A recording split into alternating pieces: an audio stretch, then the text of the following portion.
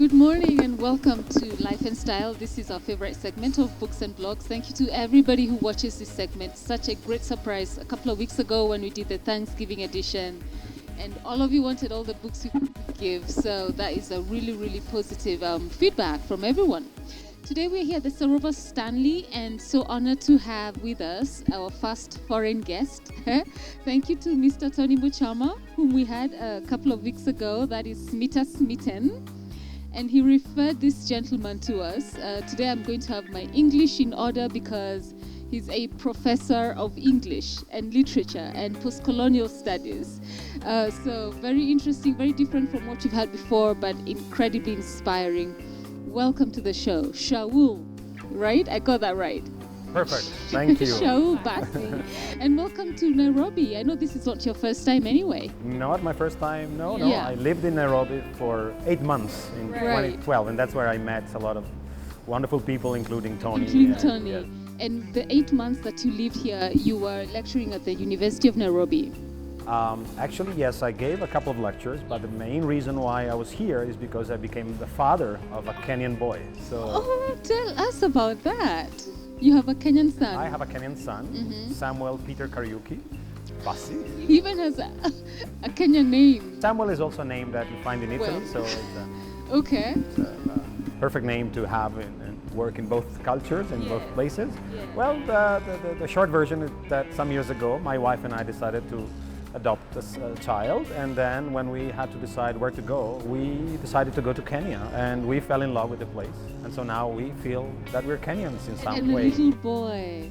So you fell in love with Kenya and with a little boy, and a lot of Kenyans, the writers, etc. Okay, so let's talk about your fascination, first of all, with English, with post-colonial studies, and Jewish studies as well, and Shakespeare. Like, how do you just bring all of that together and learn that and disseminate that information to others? Oh, well, Shakespeare is the center of gravity of all literature written in English. It's where everything starts. As a student, I thought that Shakespeare was very old, very boring, and then I realized that Shakespeare is still with us. Shakespeare wrote many plays set in Italy, and 2 very famous ones, The Merchant of Venice and Othello, that are set in my city. Okay. And The Merchant of Venice is about the Jewish community of Venice. And so that brings everything together. Yeah. And then when I was a student, I had a mentor who lectured in African literature in English. And that was my first sort of entry into the wonderful world of Anglophone literatures in Africa. Yeah. And so this is also what eventually led me to Kenya. And so for me, it was a privilege to come here and to meet a lot of the writers and to explore and discover an incredibly vibrant literary scene that should be better known even abroad. Yeah, but why Kenya, not any other African country? Well, that's partly a coincidence. That partly has to do with some experience that maybe I absorbed as a child. In a way, it was a kind of more instinctive thing. I read Ngugi wa Thiong'o's books, and so that was also an inspiration. Okay. I rooted for him to win the Nobel Prize, and so I was actually teaching a class on African literature when they were going to award the prize. So my students and I went online to hear whether we could catch the live announcement, and it was such a disappointment, much as we respect Bob Dylan. Yeah. Ngugi is translated into Italian, as in many other languages. When I came here, honestly, I had read him, and I was familiar with his argument that writers should go back to their autochthonous languages and maybe write in Kikuyu. So it was kind of a surprise to find out that the younger generation that I met were still writing in English and writing in wonderful English and a new kind of English. So I of course have a tremendous respect for Ngugi, but I'm also very interested in the new writers and the emerging ones, and I feel privileged to have met them. So let's talk about the festival, which I know you co-founded. What's the genesis of it? Why did you, introduce or start such a festival in Venice? Well, Venice is a famous city for its monuments, for its history, but it also has a very long literary tradition. There are so many books about Venice. In a way, Venice has been made by writers as much as by architects and artists. And the writers love Venice, and many of them used to come as guests to the university. So one day we were organizing an academic conference, and we said, well, why don't we also offer the writers not only to our students, but also to a more general audience. So it started almost by coincidence. That was 10 years ago. And it was a huge success. And then we said, let's try to do it again without the academic conference.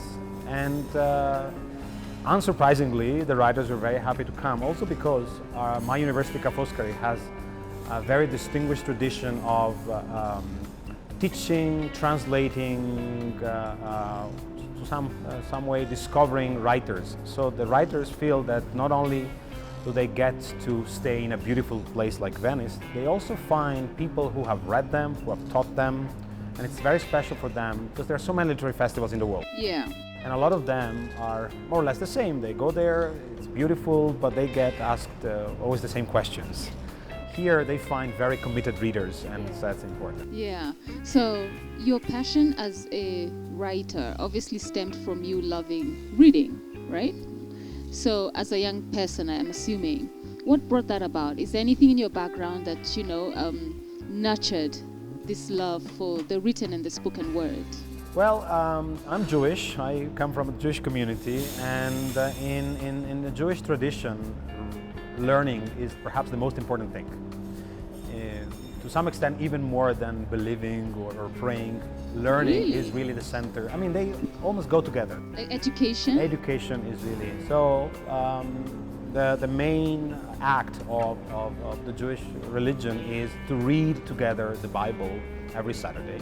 So even the people who are, less religious, that's the central action. It has to happen. It has to happen. It may not happen. Everybody has their different degrees of observance. But this is really being able to read and write is central. It has been for millennia now. And then from reading that, it expands to all the other forms of education. And then I was lucky enough to be raised by parents who were readers and had a lot of respect for education. And so, I think it's a combination of these factors. And then you discover that literature, and that's what I tell my students all the time, is the best vehicle to discover the world. Literature? Literature, yes. Okay. That's why, when I decided to become an adoptive father, and I had no hesitation. Certainly I would come here, certainly I would meet people, but literature is the best guide to any culture, to any place. Reading a novel is far better than any other. You can travel to all different places just by sitting in your room or in an armchair and reading with a novel. Book. Yes. Yeah. Okay. You have met through your festival some Kenyan, really prolific Kenyan authors, like Tony is one of them. Muthoni Garland is another lady, and this gentleman of Kwani, Billy. What are your experiences with them? Well, first of all, we were so lucky and privileged that they didn't come just for the festival. Okay. The festival is called Incroci di Civiltà, which means crossroads or crossings of civilization. Okay. So the main idea is that we love writers that come from all over the world, especially if they're in their own background and their own writing, they mix different cultures. And that, it's essentially true of any Kenyan writer. And we make a point of having some of these writers, say 3 out of 30, to be in Venice for not just the 3 days of the conference, but for 3-4 weeks. Oh. So we turn them into honorary Venetians. So not only can they participate in the festival, they can meet our students, they can go to school, and maybe they can also write some text, and that's what happened. So with the 3 Kenyan writers that we've had so far, we were extremely lucky because one of them, Billy Kahora, stayed for 4 weeks, and he spoke to our students. He was able to talk about not only literature, but about Kenya and Africa in general. Muthoni Garland, we had one of her beautiful short stories translated into Italian. And Tony Mochama gifted us with his poetry, so poetry written, so he added to the literary tradition of Venice. And so I think there was a real example of interaction and exchange. They were not just guests. We learn from them, help as much as they learned from Venice. Yes, yeah. Okay, let's talk about your fascination with post-colonial studies. Why?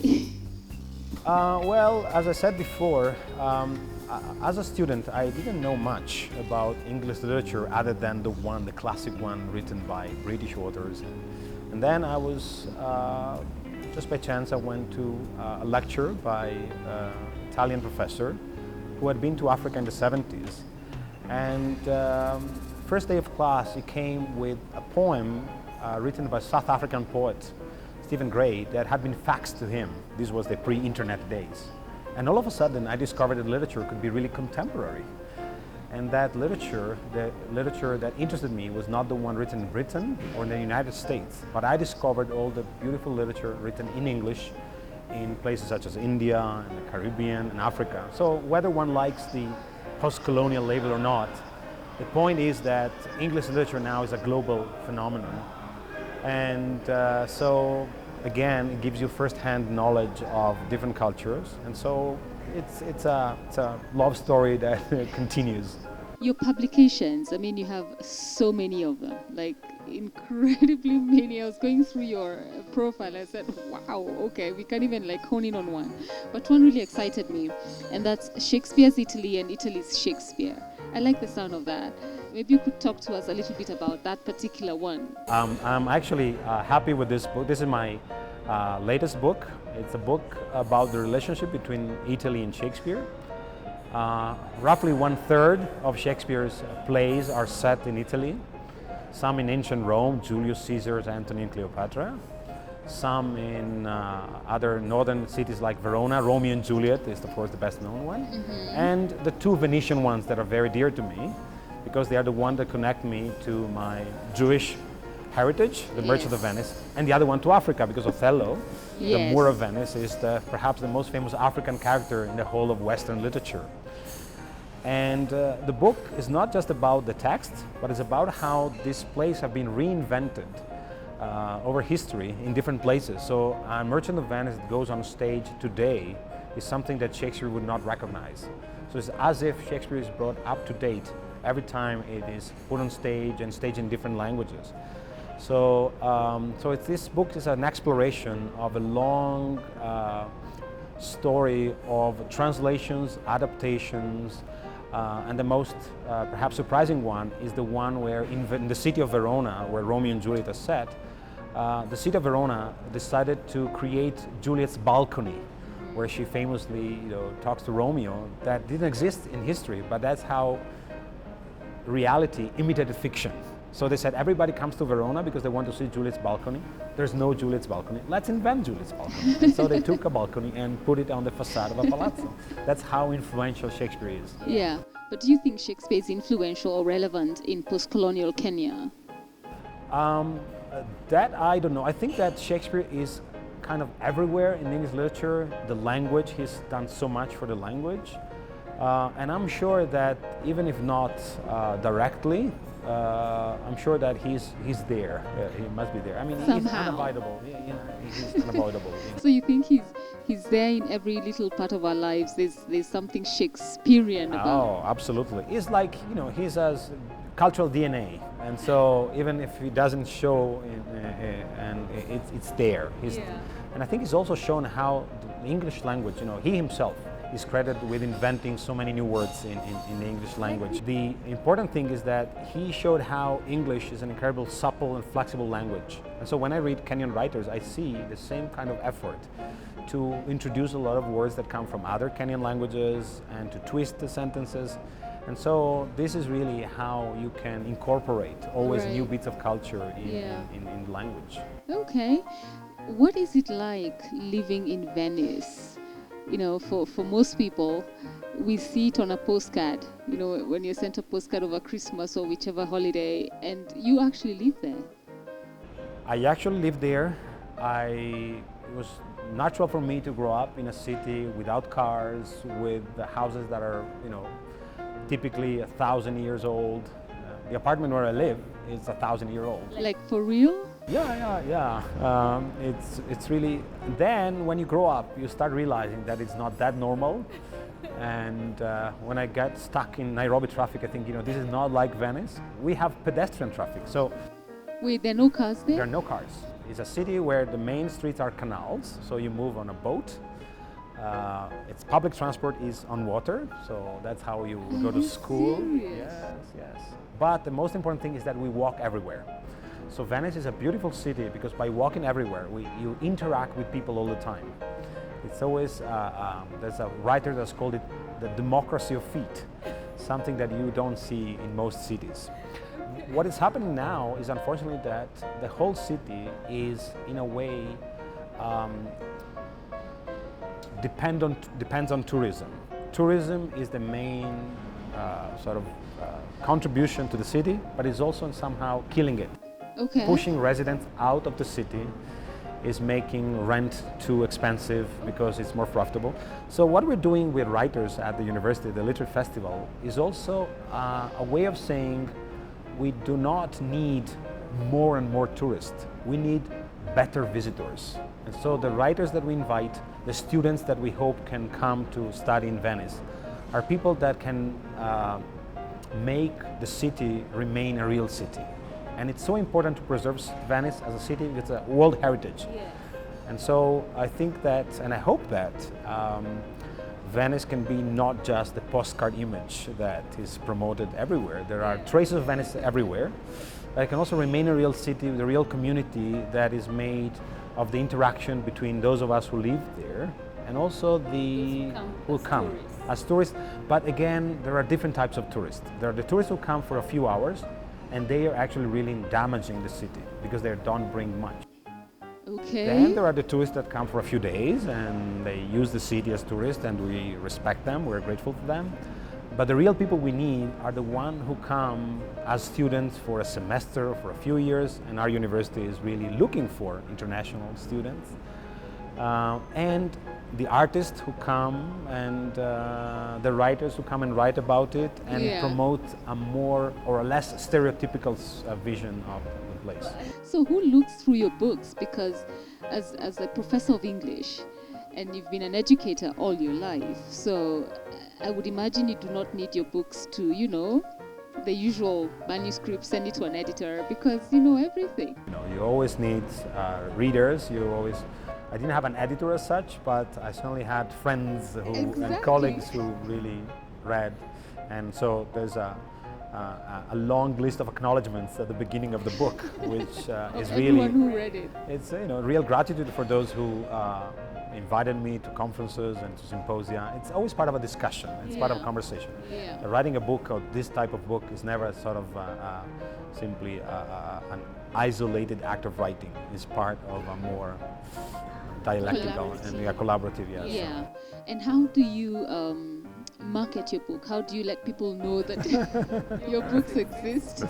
Oh well, this is a real problem. To be quite honest, I don't make a huge effort. I should probably invest more in that. I simply let people know that it exists. How? I hope that, so I send out some copies to colleagues, and I hope that it will be picked up by some reviewer. And for academic books, you really have to be very patient. When a novel is published or a good essay book is published, you hope for a review in the next 6 months. When you write an academic books, you know that the first reviews may come in 3 years because you want the literary journals take a long time. But you certainly don't write bestsellers. I certainly don't write bestsellers. You hope that you write something that can be read perhaps for the next few years. Years to come. Yes, I do not force my students to read it. And so it's random. Sometimes you find years later that someone has read your book and you're quoted and you feel that it hasn't been unwasted. It feels really good. It feels good. You feel that, when you write, if you write in academia and you think too much of who's going to read you, it can be very frustrating. Yeah. Because you cannot, there are of course certain academic celebrities that write wonderful books that are read by the thousands. That's certainly not my case. I really hope to find some few dedicated readers. Wow, okay. Being in Kenya, and you're a Kenyan, like we said that earlier. What do you think needs to happen, especially with our arts, where writing is concerned? Um, that's a very difficult question. I admire talent. I admire the ambition of authors. Sometimes I feel honestly that the ambition, the aspirations are greater than the talent, and that's the problem. So patience is really good. Hold on. The, the aspiration is greater than the talent. Well, sometimes it is. Sometimes it is. In Italy, I don't want to talk for Kenya, but I can talk a That's little. really tough. It is tough. Yeah, I think one has to really be tough on oneself first of all. Okay. You have to be a very critical reader of yourself before you think that your novel is the next. Will be a bestseller. Yeah, this is really something again I admire.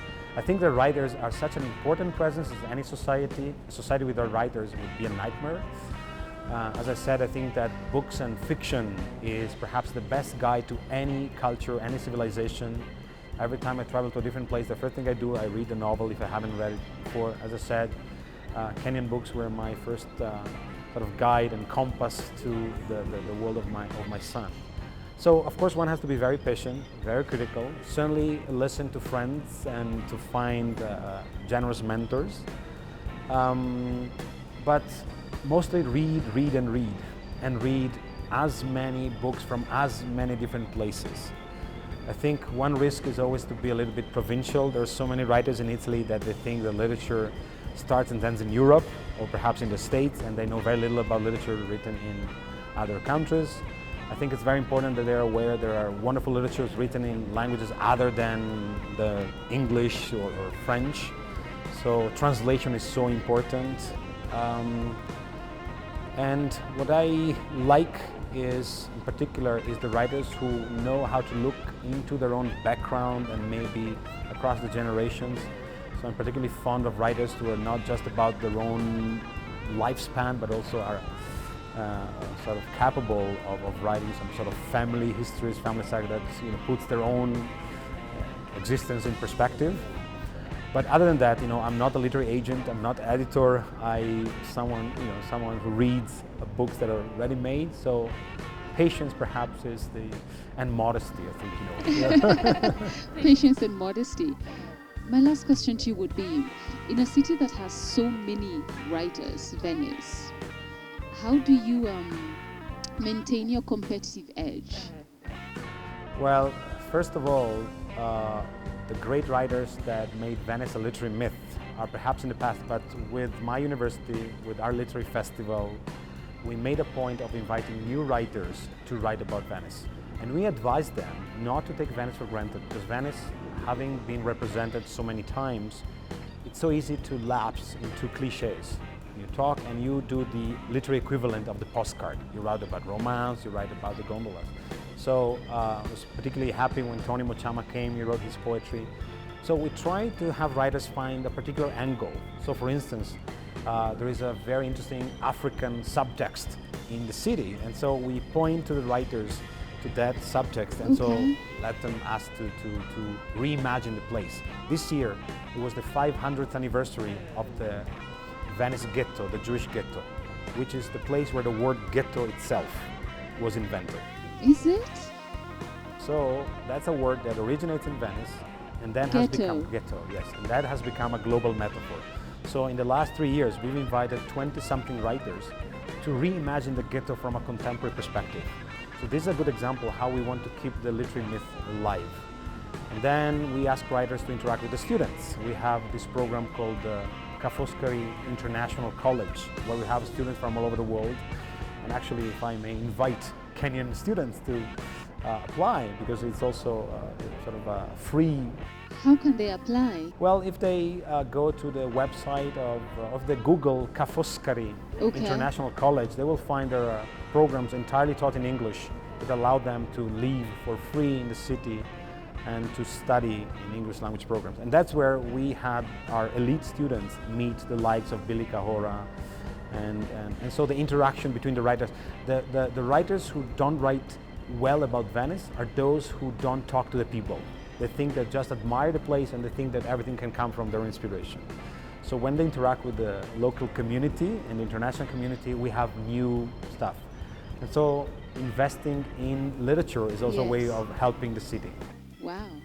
I'm really fascinated by our conversation, but I'll tell you what. We'll pick this up in the next segment where we have Restaurant of the Week. The Sarova Stanley recently had an Italian cultural festival. I think that's what they call it. So we'll be sampling maybe some Italian dishes. Well, Delicious. Italian guest, Italian festival. So then we'll speak more about, the ghetto in Venice. I'm really fascinated with that, and more about the program that our Kenyans can apply to, right? So you'll be willing to join me for that? It will be a great pleasure. Thank you. Okay, so we come right back with the Italian Cultural and Food Week that recently was held at the Sarova Stanley, which is where we're at today. Don't go too far. We'll be back after this break.